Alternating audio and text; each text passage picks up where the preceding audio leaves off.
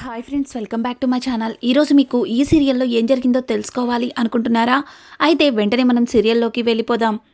ఇక దేవాకి birthday wish చేసిన తర్వాత మిథున అయితే ఇంకా అక్కడి నుంచి వెళ్ళిపోతుంది. మిథున అలా వెళ్ళిపోవడంతో పక్కన ఉన్న రిషికి ఏమీ అర్థం కాదు. సారీ దేవా, నేను నీ దగ్గరికి తర్వాత వస్తాను అని అనుకుంటూ ఇక రిషి అయితే బయటకు వస్తాడు.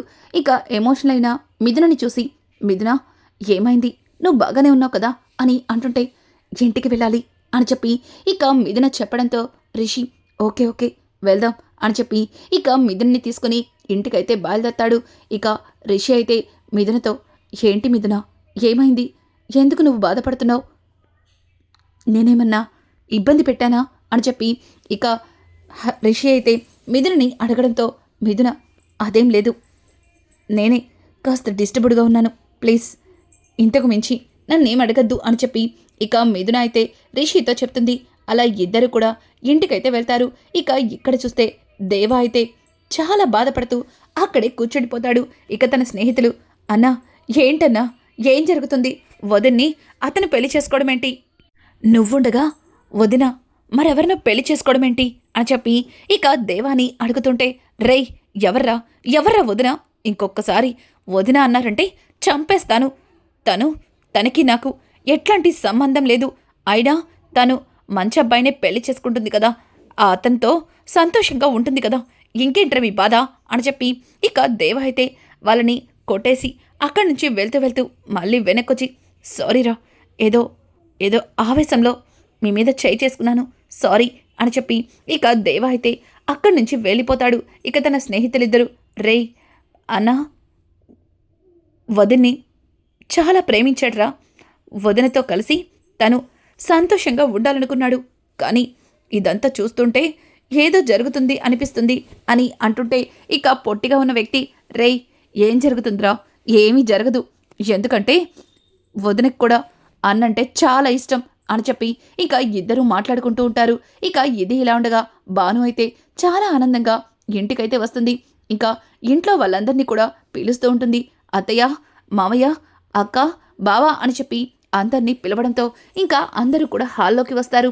ఇక శారద అయితే, ఏంటి భాను, ఏమైంది, మళ్ళీ ఏం తీసుకుని వచ్చావు, ఏంటి నీ గోల అని చెప్పి ఒక్కొక్కరు ఒక్కొక్క రకంగా భానుని అడుగుతూ ఉంటే ఇక భాను, అందరూ వచ్చేసినట్టేనా, ఇంకా ఎవరన్నా రావాలా, సూర్యకాంతం అక్క రాలేదేంటి, ఏంటక్కాయ్ నువ్వు ఇంత లేటుగా వస్తున్నావు, నువ్వే కదా మైన్ అని చెప్పి ఇక భాను అయితే సూర్యకాంతాన్ని చెయ్యి పట్టుకుని అక్కడికి తీసుకొస్తుంటే సూర్యకాంతం భానుని చూస్తూ, నేనంటే నీకు ఎంత ప్రేమో, ఈ ప్రేమ ఎప్పుడు ఇలాగే ఉండాలి మరి అని చెప్పి ఇక సూర్యకాంతం అయితే భానుతో అంటుంది.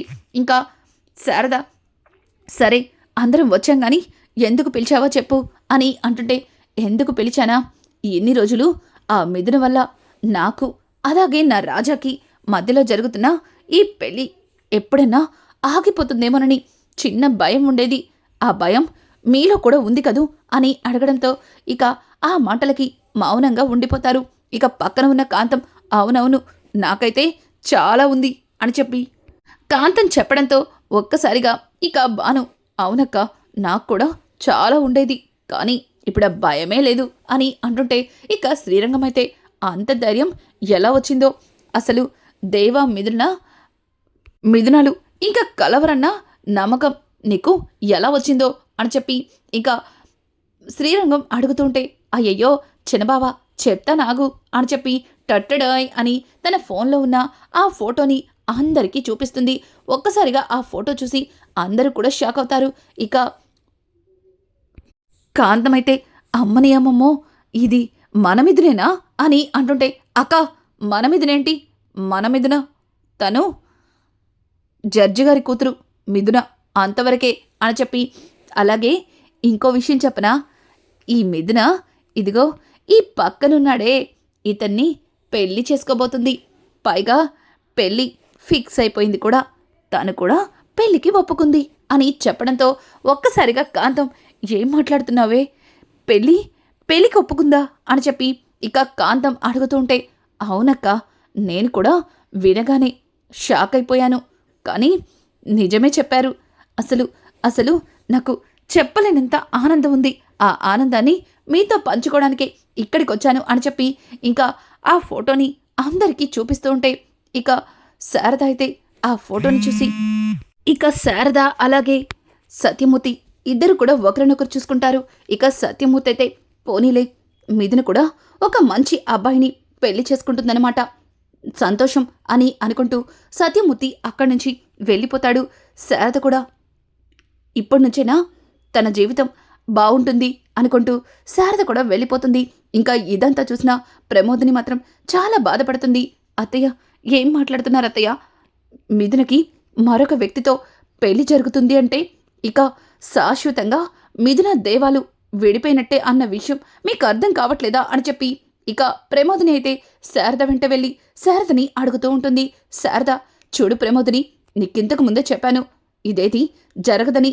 ఇంకా ఇంకా తన గురించి ఇంట్లో మాట్లాడి ఇలా ఇబ్బంది పెట్టద్దు. చూడు, తను మరొక అబ్బాయిని పెళ్లి చేసుకోవడానికి సిద్ధమైంది అంటే తను కూడా దేవాని మర్చిపోయినట్టే కదా. చూడు, దేవా అలాగే భానుల పెళ్లి జరగబోతుంది. పెళ్లికి కావలసిన ఏర్పాట్లు ఈ ఇంటి పెద్ద కొడలిగా చూసుకునే బాధ్యత నీకుంది. ఇక మిథున గురించి ఆలోచించడం మానేసాయి అని చెప్పి ఇక శారద అయితే అక్కడి నుంచి వెళ్ళిపోతుంది. శారద మాటలకి ఇక ప్రమోదిని అయితే చాలా బాధపడుతుంటే ఆనంద్ ప్రమోదిని భుజం మీద తడతాడు. ఇక ప్రమోదిని, ఏంటండి ఏంటండి వీళ్ళిలా మాట్లాడుతున్నారు? మిథున ఈ ఇంటికి కోడలిగా రావడం నేను చేసుకున్న అదృష్టం.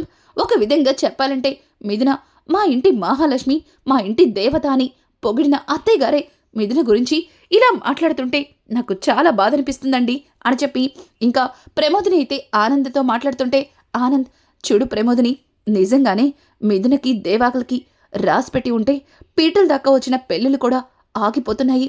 ఒకవేళ నిజంగా వాళ్ళిద్దరు బంధం ఆ పార్వతీ పరమేశ్వరులేసిన బంధమే అయితే దానికి విడతీయరాని బలమే ఉంటే ఖచ్చితంగా మళ్ళీ వాళ్ళిద్దరూ కలుస్తారు. నువ్వు దీని గురించి ఎక్కువగా ఆలోచించి బాధపడకు అని చెప్పి ఇక ఆనంద్ అయితే ప్రమోదిని తల మీద నిమురుతూ ప్రమోదినికి నచ్చ చెప్తాడు. ఇక సూర్యకాంతం అలాగే శ్రీరంగం ఇద్దరు కూడా గదిలోకి వెళ్ళి తెగ డ్యాన్స్ చేస్తారు. ఇక శ్రీరంగం అయితే, ఒసే కాంతం, మరీ ఎక్కువగా వయ్యారాలు పోకు, నడుమిరుగుతుంది అని అంటుంటే, లేదు మగుడ్స్, నాకు చాలా అంటే చాలా హ్యాపీగా ఉంది. అసలు మిథునేంటి మరొక అతన్ని పెళ్లి చేసుకోవడం ఏంటి? అసలు ఇదంతా కల నిజమో నాకు అస్సలు అర్థం కావట్లేదు. ఒకసారి గిల్లు అని చెప్పి తన చేతిని ఇక శ్రీరంగానికి ఇవ్వడంతో శ్రీరంగం, చూడు, గిల్లిన తర్వాత నన్ను కొట్టకూడదు అని శ్రీరంగం భయపడుతుంటే, అబ్బా కొట్టంలే, గిల్లండి అని చెప్పి ఇక శ్రీరంగానికి చేతినిస్తుంది. శ్రీరంగం దొరికిందే ఛాన్స్ అని చెప్పి ఇక కాంతాన్ని గట్టిగా గిల్లుతాడు. ఇక కాంతం అబ్బా అని గట్టిగా అరిచి, ఇది కల కాదు, నిజమే. అబ్బా, మిథున ఇంకో పెళ్లి చేసుకుంటుంది. అలాగే దేవ జీవితంలో నుంచి మిథున శాశ్వతంగా వెళ్ళిపోతుంది. నాకిప్పుడు చాలా అంటే చాలా సంతోషంగా ఉంది అని ఇక కాంతమైతే తెగ గంతులు వేస్తూ ఉంటుంది. ఇంకా ఇదంతా ఇలా ఉండగా శ్రీరంగం అయితే, ఒసే కాంతం, మరి అంతలాగా సంతోషపడకే. ఒకవేళ మిథున పీటల దాకా వెళ్ళిన తర్వాత మనసు మార్చుకుని దేవా కోసం తిరిగి వస్తే అప్పుడేం చేస్తావు అని అడగడంతో ఇక కాంతమైతే, ఏంటండి ఆ చెత్త ప్రశ్నలు, చెత్త మాటలు, అసలు అట్లాంటి పిచ్చి మాటలు మాట్లాడారంటే నేనేం చేస్తానో కూడా నాకే తెలీదు అని చెప్పి కాంతమైతే శ్రీరంగం మీద విరుచుకుపడుతుంటే, శ్రీరంగం, అది కాదు కాంతం, నువ్వు మరీ ఎక్కువగా ఆనందపడుతున్నావు. కానీ అక్కడ జరిగేది అదేనేమో అని నాకు కాస్త అనుమానంగా ఉంది అని అంటుంటే, చెప్పానా అలా మాట్లాడొద్దని అని చెప్పి కాంతమైతే ఇక శ్రీరంగం మీద విరుచుకుపడుతుంటే, అది కాదే కాంతం, మిథునని ఈ ఇంటి నుంచి వెళ్ళగొట్టడానికి ఇంట్లో అందరూ కూడా చాలా ప్రయత్నాలు చేశారు. అలాగే దేవతరని ఎన్నోసార్లు తన పుట్టింటి దగ్గర దింపేసొచ్చారు. కానీ తను మళ్ళీ గోడ కొట్టిన బంతిలాగా తిరిగి వస్తూనే ఉంది. కానీ ఇప్పుడు మిథున మరొక అబ్బాయిని పెళ్లి చేసుకోవడానికి ఒప్పుకోవడం అనేది నాకు కాస్త ఆశ్చర్యంగా ఉంది. ఏదో జరుగుతుందే కాంతం అని అంటుంటే, ఏం కాదు, మిథున మరొక అబ్బాయిని పెళ్లి చేసుకుంటుంది. అలాగే దేవ భానుని పెళ్లి చేసుకుంటున్నాడు. ఇది ఫిక్స్. ఇంతకు మించి నువ్వు మాట్లాడావంటే నేనేం చేస్తానో కూడా నాకే తెలీదు అని చెప్పి ఇక కాంతమైతే శ్రీరంగానికి వార్నింగ్ ఇస్తుంది. ఇక ఇది ఇలా ఉండగా భాను అయితే చాలా ఆనందంగా లోపల నుంచి బయటికి వస్తుంటే ఇక దేవ ఇంటికి వస్తుంటాడు. దేవాని చూసిన భాను, హాయ్ రాజా, నీకోసమే ఎదురు చూస్తున్నాను అని అంటుంటే, ఏయ్ నీకు వేరే పని పాట లేదా? ఎప్పుడు చూసినా మా ఇంటి చుట్టూతో తిరుగుతావు అని అంటుంటే, అదేంటి రాజా, నాకు నువ్వు తప్ప మరో పనేముంటుంది? అయినా ఇంకో 2 రోజుల్లో మనకి పెళ్ళైన తర్వాత అప్పుడు ఎలాగో నేను ఇక్కడే ఉంటాను కదా అని చెప్పి భాను మాట్లాడుతూ ఉంటే, ఏంటి పెళ్ళా? అసలు ఏం మాట్లాడుతున్నావో నీకు అర్థమవుతుందా? పెళ్ళేంటి అని చెప్పి ఇక దేవ అయితే భాను మీద విరుచుకుపడుతుంటే, భాను, అదేంటి రాజా అలా మాట్లాడుతున్నావు? ఇంకో 2 రోజుల్లో మన ఇద్దరికి పెళ్ళి కదా, మర్చిపోయావా? ఇదిగో నా వేలికి తొడిగిన ఉంగరం కూడా మర్చిపోయావా అని చెప్పి ఇక భాను అయితే ఏడుపు మొహంతో దేవాని అడుగుతుంటే, ఇక దేవ అప్పుడే తనకి జరిగింది గుర్తొచ్చినట్టుగా ఫేస్ పెట్టి, సారీ మర్చిపోయాను అని అనుకుంటూ ఇక దేవ అక్కడి నుంచి లోపలికి వెళ్తుంటే, ఇంకా భాను, ఆగు రాజా ఆగు, ఎక్కడికి వెళ్తున్నావు? నీకు ఒక ఇంపార్టెంట్ విషయం చెప్పాలి అని చెబుతూ ఉంటే, ఇంకా దేవ నాకు ఇప్పుడు వినాలని లేదు అని అనుకుంటూ దేవ లోపలికి వెళ్తుంటే, ఇక భాను, ఆగు రాజా ఆగు, నువ్వలా వెళ్ళిపోతే మరి నీకు ఈ విషయం ఎట్లా తెలుస్తుంది అని చెప్పి ఇక మిథున, రిషి అలాగే భాను ముగ్గురు కలిసి దిగిన సెల్ఫీని ఇక దేవాకి చూపిస్తుంది. ఒక్కసారిగా దేవ ఆ ఫోటో చూసి, ఏముంది ఇందులో అని అడగడంతో, అదేంటి రాజా ఏముందా అందులో, నేను మిథున కాకుండా ఇంకొకరున్నారు అని అంటుంటే, అవును వాడు నా ఫ్రెండే, రిషి వాడి పేరు, అయితే ఏంటిప్పుడు అని అడగడంతో ఒక్కసారిగా భానుకి ఫీజులు ఎగిరిపోతాయి. రాజా ఏం మాట్లాడుతున్నావు? ఇతను నీ ఫ్రెండా అని అంటుంటే, అవును తను నేను చిన్ననాటి దోస్తులం, అయినా వాళ్ళతో ఫోటో దిగి నాకు చూపిస్తావేంటి అని చెప్పి ఇక దేవ అయితే భాను మీద కోపడుతుంటే, భాను, రాజా నువ్వు నన్ను ఆట పట్టించాలనే కదా ఇలా మాట్లాడుతున్నావు అని అంటుంటే, ఏ నీకేమన్నా పిచ్చా? నిన్ను ఆట పట్టించడమేంటి? వాడు రిషి నా బెస్ట్ ఫ్రెండ్, వాడు ఈ మధ్యనే ఫారెన్ నుంచి ఇండియా వచ్చాడు, పెళ్లి చేసుకోబోతున్నాడు అని చెప్పడంతో ఒక్కసారిగా ఇక భాను షాక్ అయిపోతుంది. రాజా ఏం మాట్లాడుతున్నావు అని అంటుంటే, అవును నేను చెప్పింది నిజమే, రిషి మిథునని పెళ్లి చేసుకుంటున్నాడు. ఒకవేళ రిషిని మిథున పెళ్లి చేసుకుంటే తను సంతోషంగా ఉంటుంది, ఇక తను ఇవన్నీ మర్చిపోతుంది, ఎంచక్క ఫారెన్ వెళ్ళిపోతుంది అని అనుకుంటూ ఇక దేవా లోపలికి వస్తాడు. ఒక్కసారిగా దేవా చెప్పిన మాటలకి భాను షాక్ అయిపోతుంది. అక్కడికక్కడే స్పృహ తప్పినట్టుగా వెనక్కి పడిపోబోతుంటే ఇంకా సూర్యకాంతం భానుని పట్టుకుంటుంది. భాను అయితే, అక్క దేవా ఏంటి ఇలా మాట్లాడుతున్నాడు? నిజంగా దేవానే మాట్లాడా అని చెప్పి భాను అంటుంటే, ఇక కాంతం, ఏ అనుమానమా అని చెప్పి ఇక వీప్ మీద ఒక్కటేస్తుంది. లేదు నిజమే అని చెప్పి యా అని ఇక భాను డాన్స్ చేస్తుంది. ఇక దేవ అయితే గదిలోకి వెళ్ళి పడుకుంటే పదే మిథున తనకి బర్త్డే విష్ చేసింది, అలాగే తన నోట్లో కేకు పెట్టిన సంగతి గుర్తొస్తూ ఉంటుంది. కళ్ళు మూసినా కళ్ళు తెరిచినా మిథున తన వైపు చాలా బాధగా చూస్తున్న సంఘటనే గుర్తు వస్తూ ఉంటుంది. ఇక దేవ అయితే ఆ విషయాన్ని గుర్తు చేసుకుని చాలా బాధగా లేచి కూర్చుంటాడు. ఇక ఇది ఇలా ఉండగా ఇక్కడ కూడా భాను మిథున గదిలో కూర్చుని దేవాకి విష్ చేసింది, అలాగే దేవాకి కేక్ పెట్టింది, అలాగే తను దేవ మిథున నోట్లో కేక్ పెట్టింది గుర్తు చేసుకుని చాలా అంటే చాలా బాధపడుతుంది. ఇంకా ఇంతలో రిషి అక్కడికి వచ్చి మిథున అని పిలవడంతో ఇక మిథునతో పాటు ఇంట్లో కుటుంబ సభ్యులందరూ కూడా వస్తారు. ఇక రిషి అయితే, మావయ్య మీరేం అనుకోకపోతే మిథునకి నేను ఒక స్మాల్ గిఫ్ట్ ఇవ్వాలి అనుకుంటున్నాను అని చెప్పడంతో ఇక హరివర్ధన్ అయితే నవ్వుతూ, చూడు రిషి, మిథున నీకు కాబోయే భార్య, పైగా తను నీకు మరదలు కూడా, తనకి నువ్వు గిఫ్ట్ ఇవ్వడానికి నా పర్మిషన్ దేనికి అని అంటుంటే, అది కాదు మావయ్య, మీతో ఒక మాట చెప్పాలి కదా అని చెప్పి ఇక రిషి అయితే హరివర్ధన్తో మాట్లాడుతూ ఉంటే ఇక లలిత మిథున దగ్గరకు వచ్చి, చూసావా మిథున, రిషి నీతో మాట్లాడడానికి కూడా మీ నాన్నగారి పర్మిషన్ తీసుకుంటున్నారు. తను సంస్కారం, తన వినయం చూస్తుంటే తనతో నీ జీవితం చాలా బాగుంటుందని మాకు చాలా సంతోషంగా ఉంది. నిజంగా నువ్వు చాలా అదృష్టవంతురాలివి అని చెప్పి ఇక లలిత అయితే మిథునని దగ్గరికి తీసుకుని సంతోషిస్తుంది. అలాగే ఇంట్లో అందరూ కూడా చాలా ఆనందపడతారు. ఇక అలంకృతి అయితే, బావా మా అక్కకి గిఫ్ట్ తెచ్చావు, మరి నాకేం తెలీదా అని అంటూ ఉంటే, ఇక రిషి అయితే, ఎందుకు తెలీదు, నీకు కూడా తెచ్చాను, కానీ నీకిచ్చేది ఇప్పుడు కాదు తరువాత అని చెప్పి ఇక రిషి అయితే అలంకృతితో మాట్లాడుతుంటే, అలంకృతి నేను ఒప్పుకోను, నాకు కూడా అక్కతో పాటు ఇప్పుడే ఇవ్వాలి అని చెప్పి ఇక అలంకృతి అయితే రిషిని అడగడంతో రిషి నవ్వుతూ తన పాకెట్లోంచి ఒక చిన్న బాక్స్ లాంటిది తీసి ఇంకా అలంకృతికి ఇస్తాడు. అలంకృతి ఆ బాక్స్ని చాలా ఆతృతగా ఓపెన్ చేస్తుంటే ఇక రిషి, అలంకృతి దాన్ని ఇక్కడ కాదు లోపల గదిలో ఓపెన్ చేసి చూడు అని చెప్పి ఇక రిషి చెప్పిన మాటలకి ఒక్కసారిగా అలంకృతి, ఏంటి బావా, అక్కతో పాటు నాకు కూడా ఏదన్నా లవ్ ప్రపోజలా అని చెప్పి ఇక అలంకృతి అయితే కామెడీగా రిషిని అడుగుతుంటే రిషి నవ్వుతూ, నువ్వు ఏదనుకుంటే అదే అని చెప్పి ఇక రిషి మాట్లాడతాడు. కానీ ఆ మాటలకి ఇక రాహుల్, అలంకృతి ఏం మాట్లాడుతున్నావు, అక్క భర్తతో ఇలా అయినా మాట్లాడేది అని చెప్పి రాహుల్ అంటుంటే, అన్నయ్య ఏదో జోక్ చేశాను, అంత సీరియస్ అవుతావేంటి అని అనుకుంటూ అలంకృతి లోపలికి వెళ్ళిపోతుంది. ఇక రిషి అలాగే మిథునని వదిలిపెట్టి ఇంట్లో అందరూ కూడా వాళ్ళ గదుల్లోకి వెళ్ళిపోతారు. ఇక మిథున అయితే రిషి ఇచ్చే గిఫ్ట్ని నాకొద్దని చెప్తుంది.